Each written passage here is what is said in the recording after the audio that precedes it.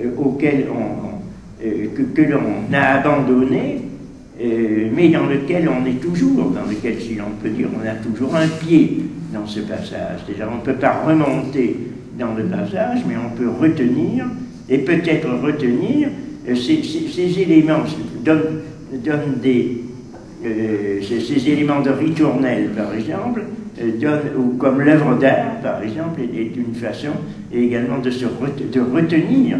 C'est assez proche aussi de l'opposition que fait Proust entre le temps perdu et le temps retrouvé.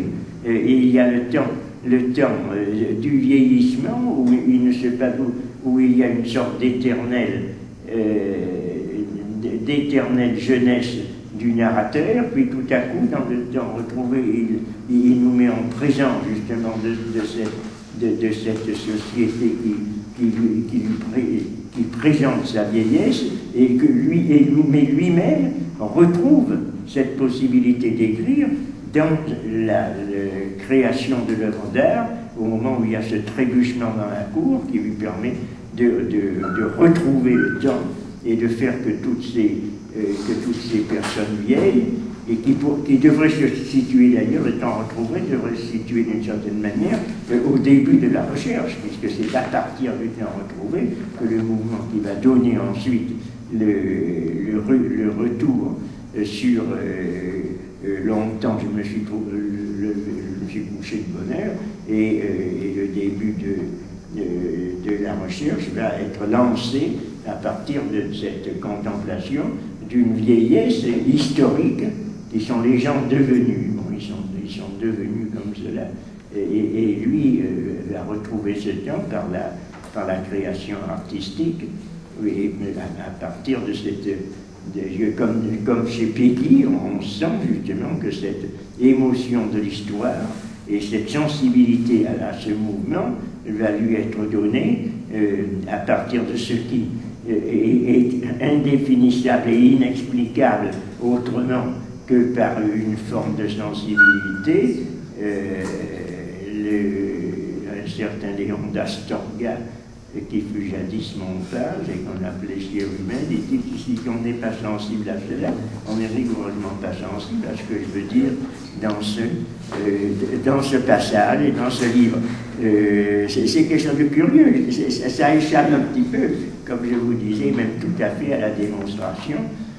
Mais alors c'est pour ça que je vous demande de lire les noces de mariage de Figaro, et si possible de réentendre les noces de Mozart, où vous verrez justement cette transposition qui est intéressante, mais qui, à mon avis,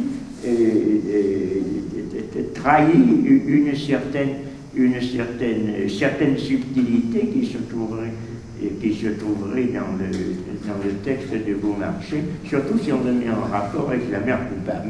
Mais là, je ne vais pas me faire le censeur de Mozart, parce que je m'effondrerai sous les huées de tout le monde qui aurait parfaitement le droit de m'accabler. Mais je dis qu'il y aurait peut-être eu une possibilité pour Mozart de faire entrer cet air de Malbrou dans sa musique, et également de rechercher, je le ferai moi-même sans espoir de le trouver, de rechercher quel est cet air de Beethoven qui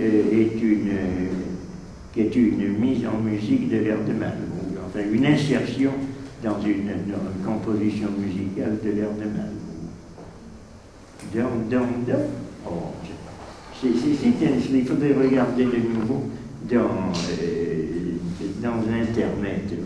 Vous aurez la mention. On met que Beethoven a utilisé. Il y a non seulement Beethoven, il y a d'autres auteurs, d'autres compositeurs qui l'ont utilisé. Et l'original de la musique, ou la mise en forme, est de Marie-Antoinette, qui était une musicienne, comme beaucoup de gens de la cour à cette époque où parmi la noblesse, les femmes étaient beaucoup musiciennes, avaient des maîtres de musique. D'ailleurs, le neveu de Ramon est un maître de musique qui raconte d'une façon très plaisante ces leçons de musique auprès de ses différents clients.